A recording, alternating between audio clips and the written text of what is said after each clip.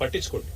ఎందుకంటే ఇందులో రాజకీయాలు అవసరం లేదు. ఏదైనా దుర్ఘటన జరిగితే తప్పకుండా మానవత హృదయంతో ఆ 36 కుటుంబాలు ఏవైతే గుండెకోతకు గురైనాయో ఆ కుటుంబాలకు దయచేసి ఆదుకోండి. ఎందుకంటే వాళ్ళంతా పేద పిల్లలు, వాళ్ళ మీద గంపెడు ఆశలు పెట్టుకున్నారు తల్లిదండ్రులు. ఇందాక మా పార్టీ తరఫున ఏదో నాకు చూసిన ఒక ఉడతా భక్తిగా కొంత సాయం అమ్మాయికి చేస్తే అమ్మాయి మాట అన్నది, అన్నా మీరు నా కొడుకు చనిపోయిండు అని మరొక తల్లికి గుండె శోకం ఉండకుండా చూడండి అన్న, మీకు అవకాశం ఉంటే అని చెప్పింది. ఆ తల్లి చెప్పిన మాటల్లోంచే ఒక నిర్ణయం కూడా నేను తీసుకున్నా. మా పార్టీ తరఫున పెద్దలు ఆర్ఎస్ ప్రవీణ్ కుమార్ గారు గతంలో అడిషనల్ డైరెక్టర్ జనరల్ గా ఈ గురుకులాలకు సెక్రటరీగా కూడా వారు పనిచేస్తున్నారు. చాలా చక్కగా ఆయన ఆధ్వర్యంలో ఇవాళ మీరు ఎక్కడ పోయినా, మన నర్మాల పోయినా, బోనాల పోయినా, దుమాల పోయినా, ఎక్కడ పోయినా గురుకుల పాఠశాలలో ప్రవీణ్ కుమార్ పేరు ఇప్పటికి కూడా యాడ్ చేస్తారు. తల్లిదండ్రులు ఇంకా కూడా యాడ్ చేసుకుంటారు. ఆ ప్రవీణ్ కుమార్ గారి నేతృత్వంలో మా పార్టీ తరఫున ఒక అధ్యయన బృందం వేస్తుంది. వారిని కనీసం రాబోయే 4-5 రోజుల్లో ఒక 20-30 పాఠశాలలు తిరిగి అక్కడ ఉన్న లోపాలు, లోటుపాట్లు, వేరే ఉద్దేశం కాదు, మాకేం ఎవరిని తిట్టేది లేదు, ఎవరిని నిందించేది లేదు. దయచేసి ప్రభుత్వం దృష్టికి ఆ నివేదికను నిష్పక్షపాతంగా అందజేస్తాం. ప్రభుత్వం కూడా మేల్కోవాలి. వెంటనే అన్ని పాఠశాలల ఆవరణలు పరిశుభ్రం చేయాలి మొత్తం. ఎందుకంటే ఇప్పుడు వర్షాకాలం ఇది, మనం ఎంత సాఫ్ చేస్తే ఈ పాములు, తేళ్లు ఇవన్నీ పోతే అందరు చిన్న చిన్న పిల్లలు ఆడుకుంటారు, బయట పోతారు.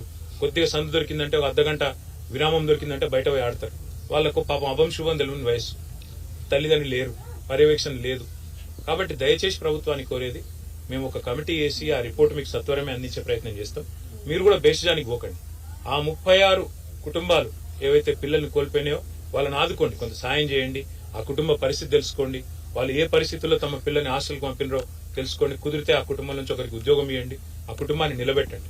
ఎందుకంటే ఒక పిల్లగాడి మీద, పిల్ల మీద గంపెడు ఆశలు ఉంటాయి తల్లిదండ్రులు. వాళ్ళు పెద్దగా అవుతారు, మమ్మల్ని చూసుకుంటారు, మా కుటుంబం పేరు నిలబెడతారు అనే ఒక ఆశ ఉంటుంది. ఇలా ఆశ వారితో పాటే పోతుంది. 500 మంది పిల్లలు విషాహారం పాలై తిని హాస్పిటల్ పాలైనారు. దయచేసి ఏం ఆహారం పెడుతున్నామో చూడండి, దగ్గరికి వెళ్ళి చూడండి. మనం ఇదివరకు కూడా చాలా సంఘటనలు చూసినాం. బాసరలో జరిగినప్పుడు, IIITలో, ఇంకా ఇతర చోట్ల కూడా మేము స్వయంగా పోయినాము, వాళ్ళతో కూర్చున్నాము, తిన్నాము, కనీసం కొంత భరోసా ఇచ్చే ప్రయత్నం చేసినాం. మీరు కూడా దయచేసి అధికారులను పంపండి. కలెక్టర్లు ఉన్నారు, IAS అధికారులు ఉన్నారు, IPS అధికారులు ఉన్నారు, హాస్టళ్లకు పంపండి. ఒక్కొక్కరిని అవసరమైతే 2-3 హాస్టల్ దత్తత తీసుకోమని చెప్పండి. వాళ్ళు కనీసం వారంలో ఒక రోజు సర్ప్రైజ్ గా పోయి తినాలని చెప్పండి. అట్లా చెప్పినట్టయితే ఏమైందంటే పిల్లల ఆహారం విషయంలో ఎవరైనా పిచ్చి చేస్తుంటే వాళ్ళు కూడా ఒళ్ళు దగ్గర పెట్టుకుని ప్రవర్తించే అవకాశం ఉంది. దయచేసి మళ్ళొక్కసారి రిక్వెస్ట్ చేస్తా ఉన్నా, మీరు ప్రతి పాఠశాల ఆవరణ EGS నిధులతో చేస్తారా, దేనితో చేస్తారా మీ ఇష్టం. మొదలు ఆవరణలన్నీ సాఫ్ చేయించండి. ఈ పాములు, తేళ్లు, ఇంకా ఇతరత్ర ఏమన్నా ఇబ్బందికరమైన పరిస్థితులు, ఆడాడ తెలియకుండా ఏమైనా బాటిల్ వలిగి ఉన్నా, ఇంకోటైనా పిల్లలకు రకరకాలుగా ఇబ్బందులు తలెత్తే ప్రమాదం ఉంటుంది. ఈ పిల్లలు మన పిల్లలు. ఈ ప్రభుత్వ హాస్టళ్లలో చదువుతున్న 6.5 లక్షల మంది బిడ్డలకు ప్రభుత్వమే తల్లి, తండ్రిగా ఉండాలి. ఖచ్చితంగా ప్రభుత్వమే బాధ్యత తీసుకోవాలి. మిమ్మల్ని నమ్మి మీ దగ్గర పిల్లల్ని పెడితే ఈ కడుపు శోకం మిగిల్చే పరిస్థితి అవుతున్నదో ఈ పరిస్థితి వెంటనే పోవాలని చెప్పి నేను రాష్ట్ర ప్రభుత్వాన్ని, చీఫ్ సెక్రటరీ గారిని, రాష్ట్ర ముఖ్యమంత్రి గారిని కోరుతూ మా పార్టీ తరఫున పెద్దలు ఆర్ఎస్ ప్రవీణ్ కుమార్ గారి నేతృత్వంలో ఒక కమిటీ వేసి ఆ కమిటీ ద్వారా కూడా కొన్ని సూచనలు చేస్తాం, నిర్మాణాత్మకమైన సూచనలు. నేను ఎవ్వరి మీద కూడా విమర్శ చేయదలుచుకోలేదు. కేవలం ప్రభుత్వం ఈ బాధాకరమైన పరిస్థితిని మాత్రం గమనించి వెంటనే ఈ ఇబ్బందికరమైన పరిస్థితి అవుతుందో దీన్ని తొలగించే ప్రయత్నం చేయాలని చెప్పి నేను ప్రభుత్వాన్ని హృదయపూర్వకంగా కోరుతూ, పాత్రికేయ మిత్రులకు కూడా ఒక ప్రార్థన, దయచేసి ఎక్కడన్నా మన నియోజకవర్గంలో కావచ్చు, మన జిల్లాలో కావచ్చు, ఎక్కడన్నా ఇట్లాంటి సమస్యలు ఉంటే ఇందులో కూడా బేసిజమే అవసరం లేదు.